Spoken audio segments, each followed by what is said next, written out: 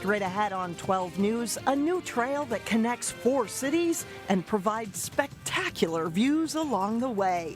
Plus, changes you can expect to see at Theodore Wirth Park. But first, let the games begin. We catch up with the family of a Wayzata grad who will be cheering hard for an Olympic swimmer. 12 News starts right now. The 2016 Olympic Games are opening in Rio, and a Plymouth native will be among the athletes participating. 2011 Wayzata High School grad Heather Arseth is making her second Olympic appearance as a freestyle swimmer. Reporter Sonia Goins has more on her quest for gold. She has always been a natural in the water. She started taking swimming lessons when she was 9 months old. Heather Arseth has come a long way since those early days. So Heather's right here in this lane, and she's swimming the 100 free. This is the finals. She's been swimming for 14 years now, or a little bit more, competitively. Her parents, Paul and Caroline Arseth, say she always wanted to be an Olympic athlete. That was not something we thought that would ever happen. So it was, I guess, a dream come true. Heather won't be wearing red, white, and blue at the game. So this is one of the shirts she wore during the London Olympics Games. She has dual citizenship and is swimming for the Mauritius national swim team. They only have 12 athletes going, so there are 2 swimmers. Very exciting, especially with the opening ceremony tonight. She's very excited about that. Heather's road to the Olympics has been challenging. At the 2012 Olympics, she finished 34th overall. Her parents say that experience will give her an edge this time around. So she's less nervous and more relaxed. So she'll be enjoying this particular one a lot more than she did the London Olympics. Currently, she's on the University of Miami swim team. And early in her career, she was a standout swimmer for Wayzata High School. She had the record for the 50 free, the 100 free, the 200 free relay, the 400 free relay, and also the 200 medley relay. Hard work and determination are what got her to the Olympics. She's got a lot of drive. She's got fire in her belly, and that has helped a lot. Paul and Caroline say in their eyes, she's already a champion. We expect that she will be giving it her best shot and probably break her own personal record, and that's her goal. Heather has a lot of family in her corner as she goes for the gold. In Plymouth, Sonia Goins, 12 News. Add our voices to that, too. Arseth will compete in the women's 100-meter freestyle on Wednesday. When she returns home, Arseth will be a part-time swim coach at Wayzata, where she waits to attend medical school. Well, Heather Arseth isn't the only local athlete competing in the Olympics. You can cheer on Wayzata High School swim coach and former Gophers standout David Plummer. The 30-year-old Plummer will compete Sunday for the U.S. Olympic team in the 100-meter backstroke. This was Plummer's 4th try to make it on the Olympic Team USA. And 2010 Hopkins High School graduate Katherine Johnson will be making her Olympic debut with the USA rugby team. 24-year-old Johnson, and Hopkins native, won a silver medal last year at the Pan American Games.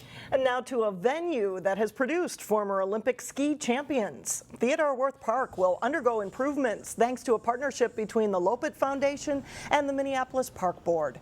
The joint effort will help build a 14,000 square foot community center called the Trailhead. The building will replace the small par 3 clubhouse on the Wirth Golf Course. Bikers, skiers, and snowboarders will be able to buy passes and take classes year-round. So we really want this to be a jumping off point for all outdoor activity. So whether it's going for a hike, trail running, mountain biking, fat tire riding, cyclocross, and cross-country skiing. So we want it to be a place for all ages, all abilities, and backgrounds. The $8.5 million project will also include 4 miles of mountain bike trails and increased snowmaking capabilities. It is expected to open in the spring of 2017. Each summer, Becker Park hosts crystal frolics, softball tournaments, and concerts, and now the city wants to make Becker Park a year-round destination. To make it happen, Crystal wants your feedback. You can do so on the city's website. Your feedback will help decide future uses. Good news for bikers, joggers, rollerbladers, and walkers. The Three Rivers Park District is proposing a 15-mile multi-use trail from Brooklyn Center to Dayton. It'll be called the West Mississippi River Regional Trail, and 10 miles are already complete through Brooklyn Center and Brooklyn Park. Eric Nelson has more. The West Mississippi River Regional Trail will link 4 cities. The communities along the route are excited for the off-road trail to be in their community. And give users some spectacular views of the mighty Mississippi. It's quite nice and do enjoy the river view. The trail's southernmost point is in Brooklyn Center. Despite the hustle and bustle of nearby I-94 and I-694, there is plenty of serenity. There is something about the river. I love water. Anytime you can get near water. You get the water, you get the green, it's fantastic. It will connect all the cities along the route and will offer touch points to the Mississippi, offering view sheds and areas for people to touch and feel the river. From Brooklyn Center, the trail goes north to Brooklyn Park, through neighborhoods where people run and wild turkeys roam. I think it's nice. A lot of nature, you don't have to deal with traffic so much. Here in Champlin, there are chunks of the route that have yet to be finished. Right now, riders and runners go through neighborhoods like this. However, when finished, they will have their own paved trail. From the lodgepole pines of Champlin, the route continues north to Dayton, providing pastoral views along the way. It's fantastic. Yeah, I love it. The scenery, you never know what you're gonna see out here biking around. Dayton is the northernmost point on the trail, and this bucolic town looks more like Iowa than Hennepin County. Trail users will see a tiny post office, silos, cornfields, sumacs, and a monstrous mansion just across the confluence of the Mississippi and Crow rivers. It's nice to have trails where you can get off the roads, trails that are well maintained around here generally too, and there's a lot of scenic ones, but that sounds fantastic to be able to extend that out. Along the Mississippi River, I'm Eric Nelson, Channel 12 News. Cost of the project has yet to be determined. The Three Rivers Park District will explore outside funding to complete the trail through Champlin and Dayton. A Minneapolis man suspected of garage burglaries has been arrested in Coon Rapids. Police are investigating to see if he's linked to dozens of similar thefts across the Twin Cities, including in Maple Grove. Brian Huddy was charged with first-degree burglary after police received 4 reports from Coon Rapids residents that someone had entered open garage doors overnight and stole items. In Blaine, police say he can be seen on home surveillance video where another theft occurred. And similar thefts occurred in Maple Grove, and police there say they are working to see if there are any connections. A Brooklyn Park police detective is serving on a state committee to look into how to help people suffering from serious mental illness. Brooklyn Park Detective Sarah Surth was appointed to the governor's mental health task force in July, and committee members include public health and hospital officials, along with police, who are often the first to respond. Police officers are the front line. We're the ones that respond first to a crisis and have to make that decision on if the person needs to go to the hospital or what needs to happen. The overall goal is to look at each system and figure out how we can help make it stronger and provide better care for people that live with mental illness. Surth says that within law enforcement there has been a push to train officers in crisis intervention, like this session that occurred in Brooklyn Park last March. The committee meets through November and will propose legislation to improve mental health systems in the state. Coming up, an outdoor extravaganza that includes events that aim to please. And then later in sports, a big wheelchair softball tournament is underway in Brooklyn Park. But first, refreshing air rolls into your weekend. You can enjoy less heat and humidity.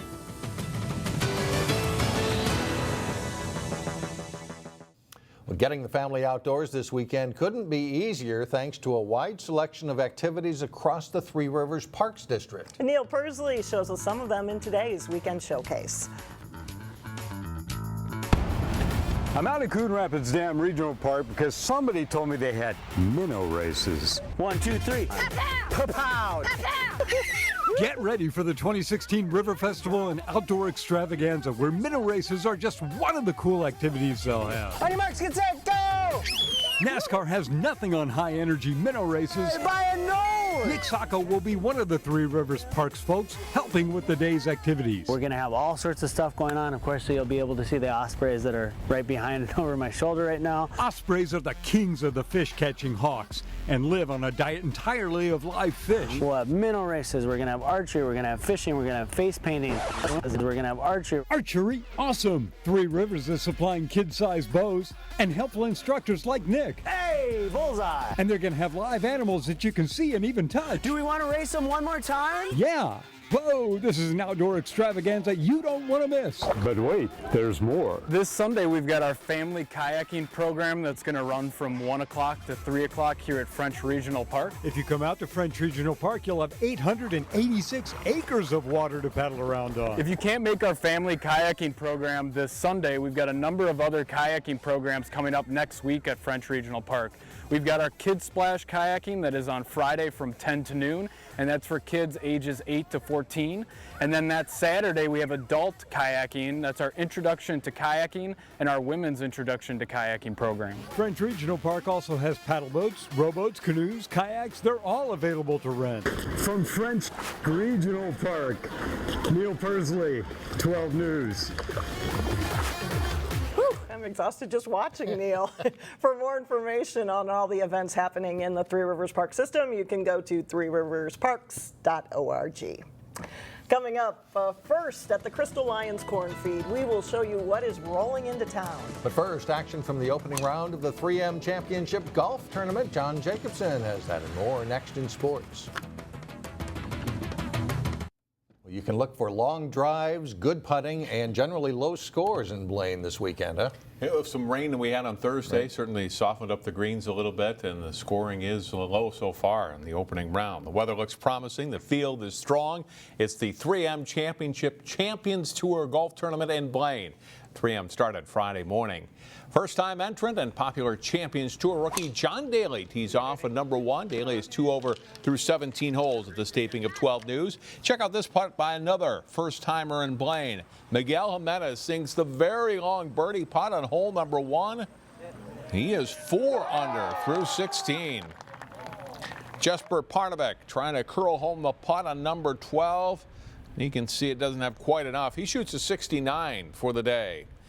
Marco Mira playing in a group with Jimenez. His birdie try isn't quite as long, but also on target. He's through 16, 3 under through 16. Two-time defending champion Kenny Perry lining up the par putt on number 1 and drops it in. Perry is 1 over through 15. Tournament continues Saturday and Sunday. Youth baseball players are used to the ting sound of aluminum bats hitting the ball. For one weekend, they're more like major leaguers. Team Benin, over here for 2 weeks from their country of Benin in West Africa, met St. Louis Park in a first-round game of the Robbinsdale Woodbat Tournament Thursday night. A dozen teams are playing in this weekend tourney. The Baseball in Benin project began 6 years ago by former Robbinsdale Little League coaches and high school classmates Wally Langfellow and Gary Tonziger as they introduced the sport to the youth in Benin. Benin plays the Robbinsdale All-Stars Friday night at 6 at Lakeview Terrace in Robbinsdale. You watch the game live on our website, 12.tv, via our live stream link. The game also replays on Channel 12 Saturday night at 7 and Sunday afternoon at 1 o'clock. By the way, Team Benin beat St. Louis Park in this game on Thursday. The great weather is ideal for a unique event in Brooklyn Park this weekend. 12 Sports' Jay Wilcox talked with the tournament organizer. Thanks, John, and we're out at a great event here in Brooklyn Park, the Junior World Series of Wheelchair Softball. Kara Gulbranson from Courage Kenny joins us and tell us a little bit about this tournament, what's happening this weekend. Yeah, thanks for coming out today.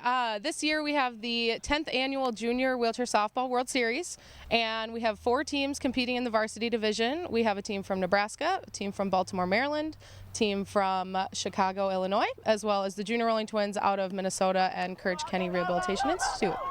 And a few years back, of course, this great Todd Anderson Field Open, is it still drawing rave reviews from the teams that come to visit here too? Absolutely, yes. This is one of the premier wheelchair softball fields across the nation. We opened it in 2012 with the support of the Minnesota Twins and the Prep Refresh Project and former Courage Center, which is now Courage Kenny. And we just love having events here, and both our junior rolling twins as well as our adult rolling twins compete on this field weekly. So. What's the makeup of this Rolling Twins team? Where are you getting players from? Definitely. We're getting players from all over Minnesota. We are our furthest athletes coming from Moose Lake, about 2.5 hours away. And the ages range from about 6 to 18. With the varsity league, we're looking more 13 to 18 years old, but we will have some of our younger prep players out as well. And I understand the adult team will be playing a pretty big event next weekend as well, right? Yes, so the adult team will head off to Biloxi, Mississippi, and compete against 16 other teams from across the nation in the Adult World Series for wheelchair softball. And they've had pretty good success in the past too. Is it, do you feel good about the program all over, and some success is part of that as well, I would think? Yeah, we definitely have huge success with all of our Courage County programs, but wheelchair softball kind of grew up in the Midwest between Nebraska and Minnesota. There's been a long-term rivalry there, and the last time the adults won it was when we hosted in 2014, and we're hoping that they can take it home again this year. The Junior World Series continues Saturday with the third place game at noon and the championship at 1:30 p.m. And that is a great field. At Anderson Field is terrific. Just beautiful. Great event. Thanks a lot, John. Up next, Crystal Corn Feed first. We'll be right back.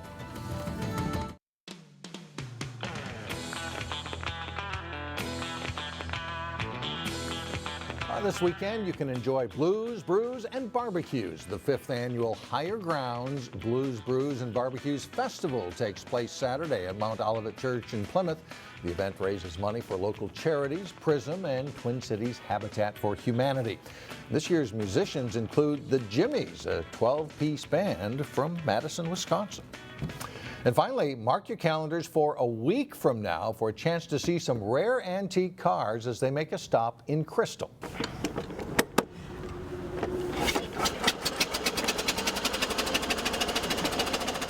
Got your attention? That is a 1906 Osseo Speedwagon invented by the same man who first designed the Oldsmobile, Ransom E. Olds. Minnetonka car enthusiast Mike Maloney owns this vehicle, and it's one of 70 antique cars that will make a stop in Crystal during the Crystal Lions Corn Feed on August 13th. It is the 30th anniversary of the antique car run from New London to New Brighton, but this is the very first time that they've ever stopped in Crystal for the corn feed. We're looking forward to it. I think it's going to add to the corn feed, and I think it's going to add to our event. And the Lions have been very cooperative, and we're very happy to be going there. So it's going to be a lot of fun for us.